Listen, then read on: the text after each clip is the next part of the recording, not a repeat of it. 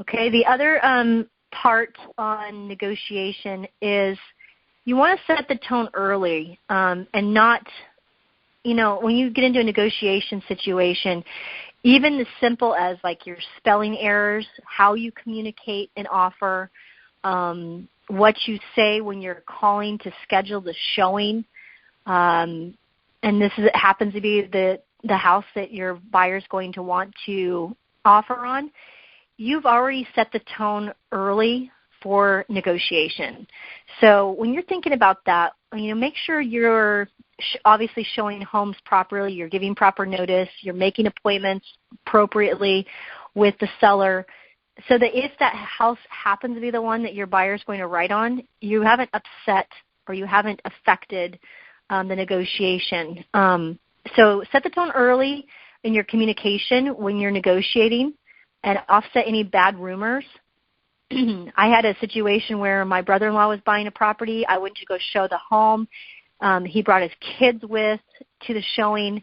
They knocked one of the little ones that was like 3 years old. She knocked over a lamp when we were in the property looking at it, and the seller happened to be there. And this happened to be the property that my brother-in-law wanted to offer on. I had to offset a little bit of that negativity early on before I started presenting the offer, because the offer wasn't obviously full price, and the seller had already kind of tainted the negotiation by realizing that somebody had kind of come into their house and knocked something over.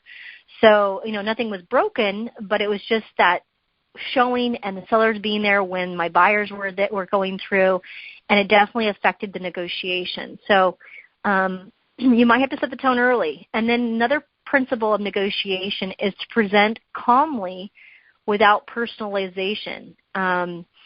One thing when you're presenting to a seller, if you have to ever present an offer in person and you have a love letter, which a lot of times you guys do, if you're presenting that to a seller and you're presenting love letters, you have to also realize that love letter becomes almost like part of the contract, even though you're not making it part of the contract. The seller cannot make a decision based on that letter. They need to basically look at the facts of the offer. So you are responsible to present that love letter, but be sure when you present an offer to the seller and you have a love letter attached, or a love letter or an email communication that has been sent, make sure you're presenting that calmly and not personalizing the offer, so that when the seller makes a decision between maybe one offer over another, they have all the facts and they're logical about how they're approaching which offer they're going to go with, or which buyer they're going to let move forward in the purchase process. Also, negotiation, be candid with your buyer. Make sure they understand all the facts as well. Utilize human factors. And when you're starting out, sometimes it's good to throw in a, little letter or to provide security when you're talking with a seller or a listing agent about, hey, this is my offer and we have, my buyer is pre-approved. Well, it's one thing to say they're pre-approved, but actually to show them, how they're pre-approved, or to provide that proof of funds about their down payment. When I'm looking at an offer from a 20% down buyer and another 20% buyer, and they're almost the same offer, you start to have to look at things that are, that would motivate me to go with one over the other. Sometimes it's not all money. Sometimes it's security. Sometimes it's, the human factors that we talk about, security, comfort, nostalgia. Nostalgia can even be a motivating factor for one seller to go with an offer over something else. So if you understand the human factors and you're open to adjust and admit when appropriate the validity of that other person's argument, that can be a principle that, often is overlooked. When you're trying to negotiate, avoid presenting too many issues. I was on the phone with somebody earlier today who was writing up a deal, and there was too many issues that were coming up, and that also makes the seller less apt to go with you. So if you create more, we've got to have closing costs, and then we also have to have this contingency, and we want the carpets cleaned, and we want this, and we want that. All of a sudden, the seller starts looking at that as like, does this buyer still want to buy my house? I mean, do they really like the house, and are they going to be able to go through with the purchase? So avoid if you presenting too many issues in your offer, and maybe highlight the strongest ones.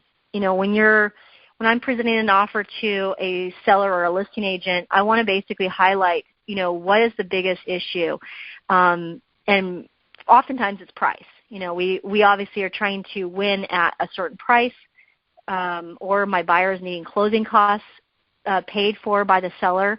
I want to highlight that and get my buyer to be realistic at what else we're offering, or what else if we're presenting too many other issues that we need the seller to address. I'm going to avoid, having long tight deadlines. I'm going to cut those things down so that the seller is not waiting 10 days, and I don't want to wait 10 days before we start the financing process. So I'm going to want to get my inspection done earlier. I'm going to make sure I have my inspectors. I usually like to have 3 inspectors that are kind of on call, and that way if I have a buyer who's looking to offer on a home, they might have somebody they want to use for the inspection, but I have 3 other people that could be able to be available to go out and do an inspection very quickly, because sometimes I've won deals just by having the inspection done within a couple days, or the next day I've already pre-scheduled the inspector to be on call so that if my buyer gets the house or the property, the inspector can go out and do their inspection very quickly, and we can negotiate the details of the inspection quickly. So again, cutting some timelines down, presenting too many issues could also be a barrier to winning the deal. Avoid ultimate.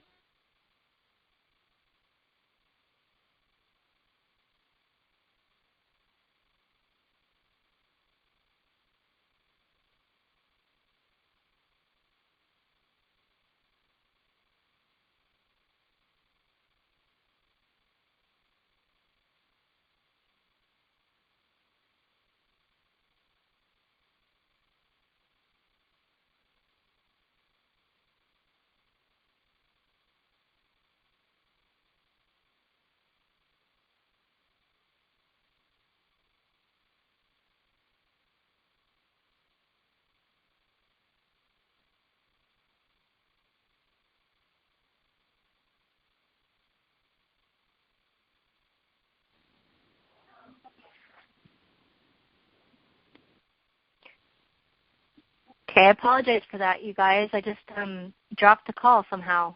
That's like the second time that's happened, but I apologize. So where I was leaving off was what to avoid when you're negotiating. It's a big deal where a lot of people use ultimatums, like if I don't buy this house, I can just go buy another house. Avoid doing that, because that also shows weakness. There are some words as you're negotiating that you want to eliminate from your vocabulary when you're negotiating. So you might want to write these items down, or these words. I've caught myself actually using them when I negotiate by email. And by eliminating these words, it's made me a better negotiator. When I'm negotiating inspection, repairs, price reductions, commission, you name it, if you're using these words, your negotiation skills are weak. So eliminate these words and write these down if you've got a pen and paper tonight. And if you catch yourself using these in your email communications or in your negotiating with even your buyer, sometimes you have to negotiate with your buyer, and how to establish things or how to write something, is showing your weakness. So words to eliminate. Hope. We hope that we can work together. That shows weakness. So eliminate hope from your vocabulary. If you do this, then we will do that. If is also a word that you need to eliminate from your vocabulary. Let's try to make this work. That try is a word to eliminate. The should, we should be able to get that timeline met. That's also a word that you should eliminate. Should, not, we will be able to make this happen. That's a lot stronger than we should be able to make this work. Very, very weak. So also 2 words that are in a lot of real estate brokers, we can't or but. Those sometimes show up in negotiation. I see communications between listing agent and selling agent. I'm all about having a can-do attitude, and I've helped a lot of people in keeping their deals together by just getting involved earlier on in the process when maybe a deal is going south or they're challenged with financing. There's a lot of reasons why I would jump in and try to help and save the deal for you. But I sometimes see communication when I look at the communication between the parties, between the buying agent and the selling agent and the listing agent, and I see communications like, well, we can't do that, or, that's not fair. If you would have done this, I see a lot of communication like that, and that gets very confrontational.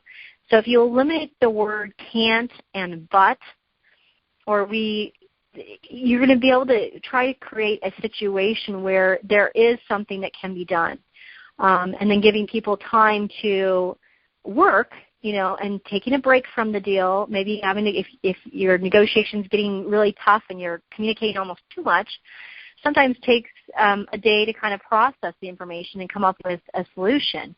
And having a can-do attitude or having a, I can't make that happen.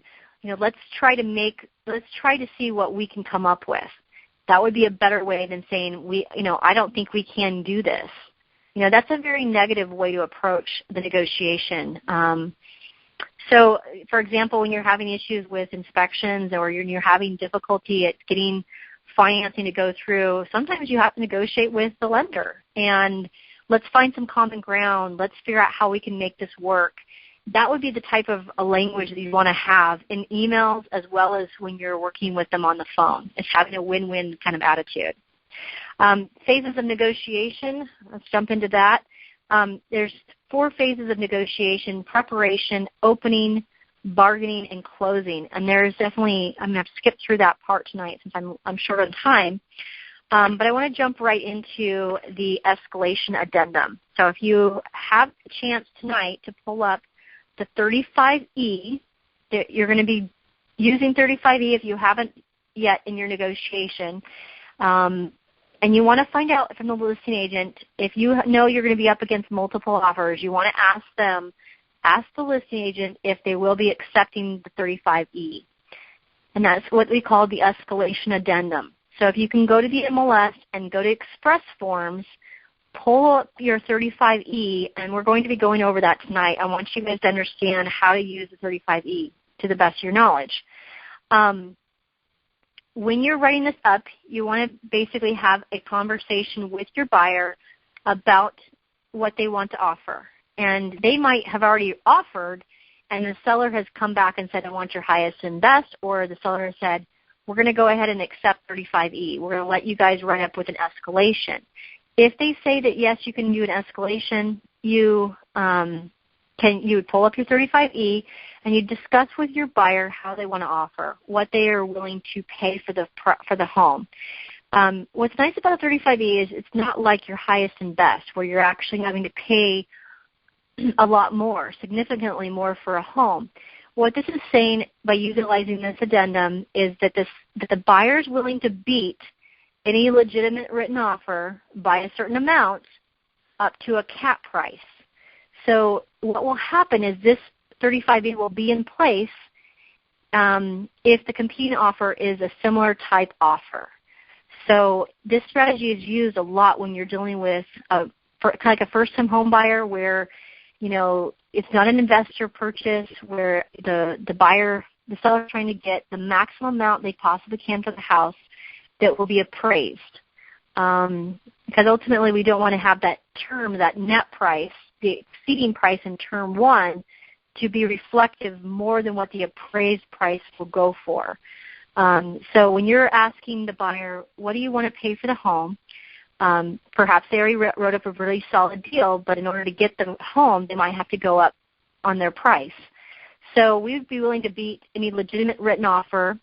Now, if you go like only $200 or $500, that doesn't usually incent a seller to go with your offer over something else. So you may have to sweeten the pot, and on that increase 2 or that cap price, before you hit the cap on term number 1, there's a price there.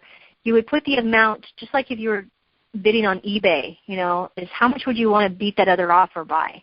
I kind of educate the buyer. It's kind of like eBay, and we're basically only paying a certain amount above what we already agreed to, or the other competing offer by X amount more. So let's say my price on my purchase and sale was $250, and we're going to use a 35E.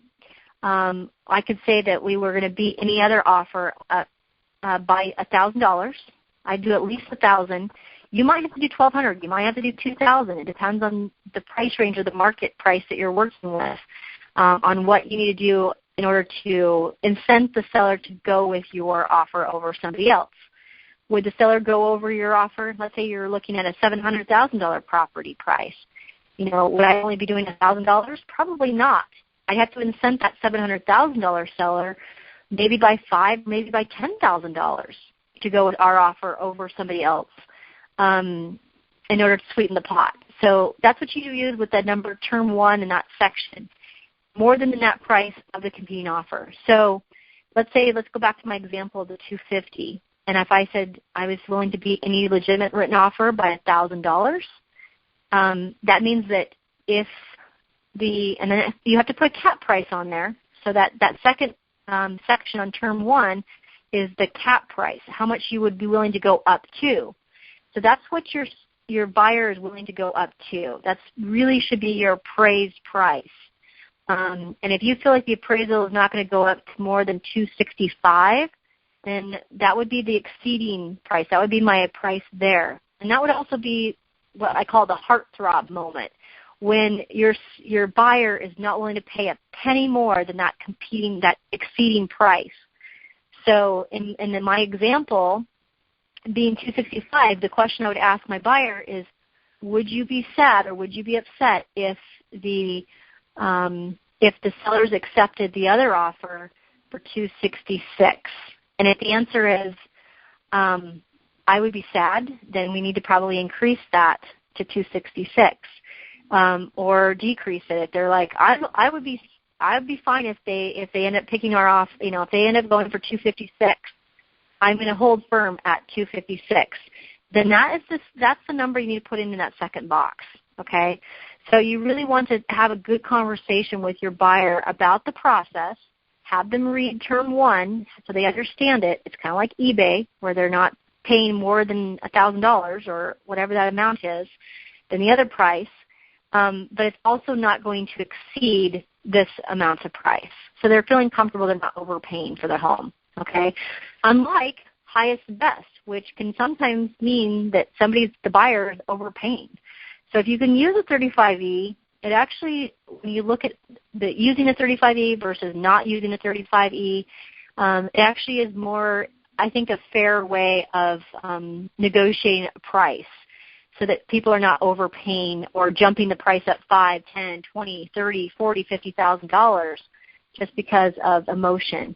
So I like the 35E. If you can use it, great. If you need help in introducing the form with the listing agent, I'm happy to help you with this. But you also need to know how to fill it out. So read through number term 1.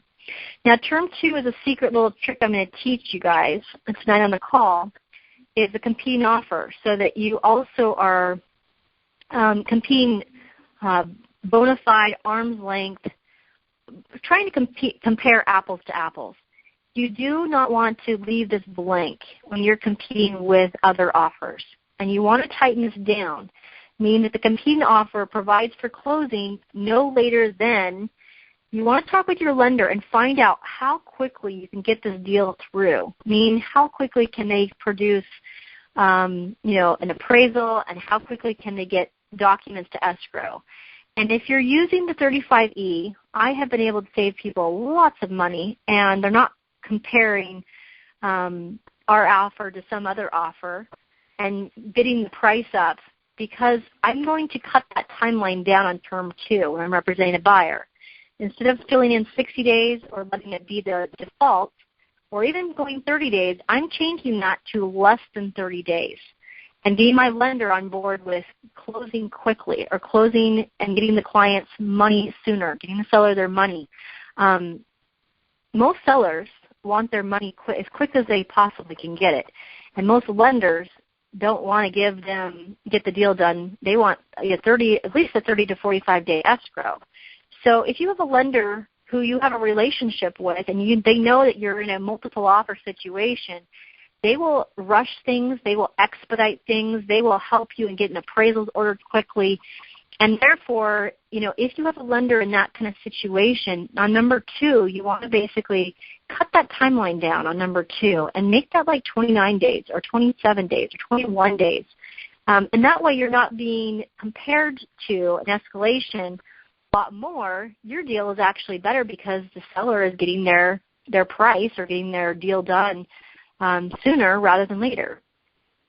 This I have seen work really well where the seller will agree to your offer over even a cash offer because your competing offer is 21 days and your closing date is such where it's almost as good as the cash, where they still have to season the cash, they still have to verify the cash, and if you've got a financed offer that can remove their financing contingency early, and you can get their 35E done, where it's competing, it's kind of interesting how that all plays out when the seller is filling out term 4 and they're filling out all of these competing offer, you may not be competing with that other stronger offer because they kept that deadline on number 2 60 days, where yours is you're only competing with offers that are written like yours. So yeah, make sure you read number 1 and number 2 and then fill out. You do not fill out number 4 as a buyer's agent. The listing agent, if you are competing or using the 35E, they will fill out the form on 35E in Section 4 for you, and then this gets submitted to the lender so they understand that there is a competing offer that's at play. Okay? So that's today's call. Limit your contingencies. Make sure you're providing a net sheet so that your buyers understand if you're using this as escalated or getting bid up. Make sure they understand what's happening and occurring and communicating that really well to them. And hopefully tonight you've picked up a few things and tips and tricks on what not to use, what words to eliminate. And again, I apologize for the delay in the middle of the call and at the beginning. I was hoping for a clean call, but it definitely wasn't clean tonight. So have a great week, you guys, and next week will be about the contract. And I'm going to be going over some good tips on next week on the contract and what to look out for. But do go ahead and print out 35E tonight and read through that. And if you have questions about the 35E or if you want to go through an example with me or a situation, we can practice writing up a 35E just by sending me an email, and let's practice some scenarios. And that way you get really good at using the 35E. Okay? Have a great week, you guys, and we'll talk to you soon, hopefully.